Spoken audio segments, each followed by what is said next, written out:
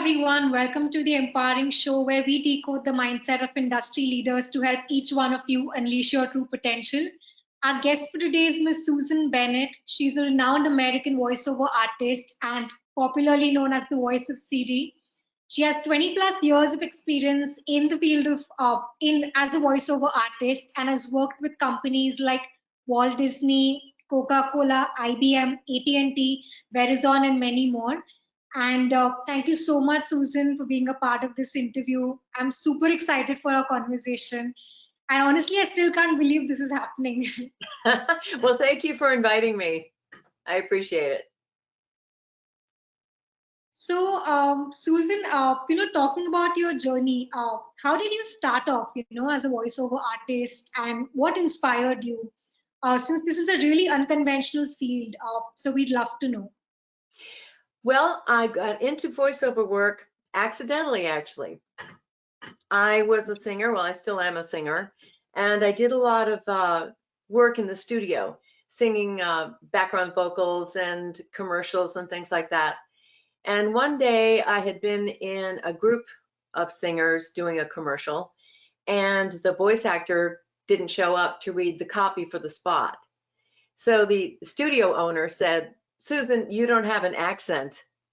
Come and read this copy." So I did, and I thought, oh, I can do this. So I got a voice coach and then ultimately a talent agent. And I've been doing voiceovers ever since. And that's been many decades ago. That's really interesting. And I think you also are a musician, right? Yes.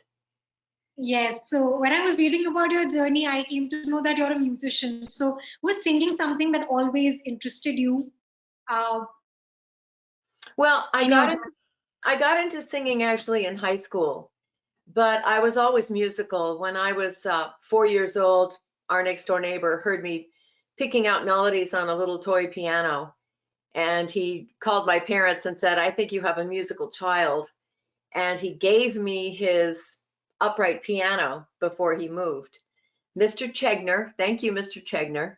And so I took classical piano lessons for many years, but I play by ear.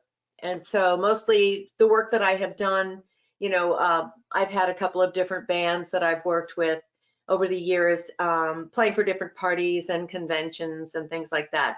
Not original music, just a cover band. And so mostly what I did was just play by ear. Oh, that's nice. And how did your journey with Apple begin?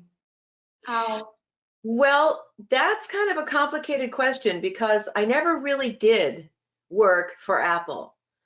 okay. And I've talked to other people who've done the type of recording that I did for Siri. And um, at the time, we didn't know, we thought we were just doing generic phone messaging for phone Hmm. systems. We had no Oh, idea that we were going to become these personas, these virtual assistants that we became. So the work that I did was for a company here in Atlanta that I still work for, doing messaging work. okay. And we knew that the scripts were different. The scripts were very different. And ultimately, 6 years after I had done the recordings, these types of recordings called IVR recordings, interactive voice response. And Okay. 6 years after the recordings were done, suddenly I was Siri. And so it was a surprise. I never heard from Apple, was never contacted by Apple, was never paid by Apple. And so it was kind of a strange situation. And all of the other Siri voices worldwide had the same experience, I think, except the newer ones actually got paid because they had a non-disclosure agreement. We were never offered the early ones were never offered a non-disclosure agreement. So that's kind of a positive thing. Now, I'm the only Siri that can say I'm the voice of Siri. But that's really strange that I thought, that Apple would have hired voiceover artists. And when I read about this, about your journey, this came as a surprise to me that later you came to realize that, your voice was being used on the iPhone. So I think which year did you come to know about this? Well, I think that what they did was just go to these companies that do IVR recordings, and they chose a voice, and then they paid the company for the voice rather than the voice actor. So Oh, all of us got paid for our initial recordings, but we were never paid for usage. So we were never paid for our voices being on millions and millions of phones.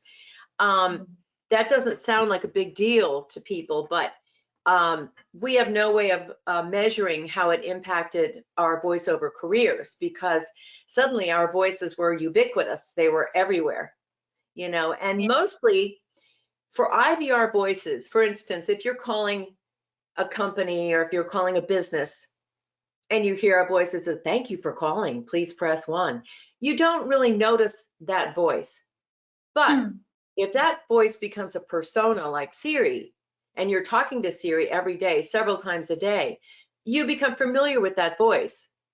Yeah. And so that kind of, I'm sure that had an effect on my voiceover career.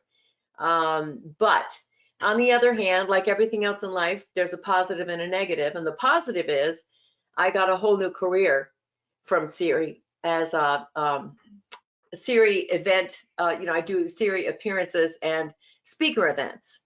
And so that was a whole new career for me. So I really cannot complain. And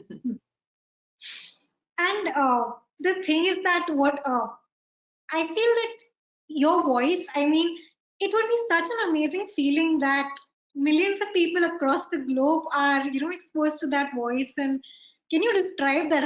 How is that feeling for you? Well, I'm a little bit disconnected from that feeling because I don't actually interact with the people that are listening to my voice all the time. So I don't really get any feedback, um, Hmm.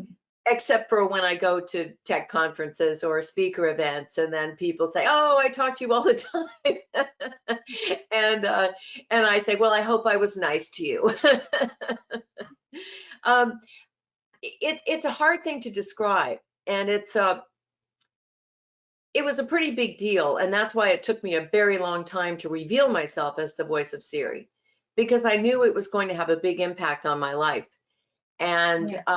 I'm basically more of an introvert than an extrovert, and so I was a little concerned about the fame aspect of being the voice of Siri. So it took me a really long time to make that leap of faith. My husband and my son they could not believe. They're just going, "What are you doing? You're missing this incredible opportunity."